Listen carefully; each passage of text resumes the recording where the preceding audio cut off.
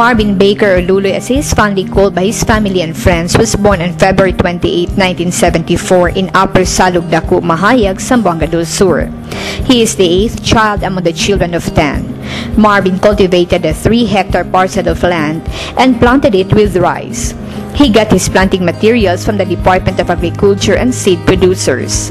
His harvest every cropping season reaches 10.9 metric tons, earning 605,880 pesos. He availed of the soil testing analysis offered by the Department of Agriculture to properly manage the nutrients of his land. He also practiced integrated pest management, or IPM, and do manual labor for harvesting and hoeing. In 2005, he spent more time in farming. He raised swine, cattle, poultry, ducks, and goats. He also has a fish pond, which gives a total net income of 3,831 pesos every harvest season.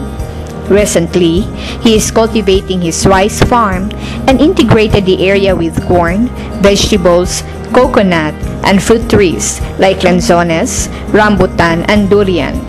He also prides the dragon fruit in his garden and bears delicious and creamy fruits. He makes vermi and uses vermicast as his fertilizer to his rice farm. His wife, Lorena, fully supports Luloy in his farming activities. She also has a beautiful garden at home where she uses vermicast and tea as fertilizer. They are selling vermicast to the neighborhood. Love ko talaga yung farming. Nabawasan na yung sa pesticide at saka sa fertilizer. Kasi gumagawa na ako ng organic practices like yung organic foliar at saka yung vermicast at saka yung pang-spray. At saka na ano rin yung parte sa pagkain, safe na talaga. At nabawasan din yung mga gastos. He is constantly eager to learn new technologies for the improvement of his farming practices. Thus, he exposed himself to Farmers Field School and trainings conducted by the Department of Agriculture. Likewise, he also supports every activity the agency conducted. He is also active in religious activities. He is a landowner who cultivates his own land. He is a farmer who believes in sustainable enterprise and integrates in his farm various crops like grains, high-value commercial crops, livestock such as swine, cattle, and horses.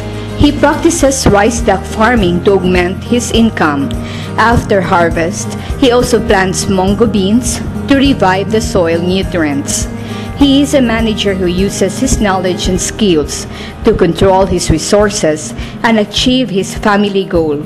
He is a close supporter of agriculture through the Regional Field Unit Region 9, both in Zamboanga City and Pagadian City, and the local government unit in this municipality. He is a farmer who never stops learning new technologies from the field days and trainings conducted by the Department of Agriculture. He is active in the community services. He is an embodiment of a model farmer who received various awards and citations from the local government and regional offices. His stand in life is, always do your best. What you plant now, you will harvest later.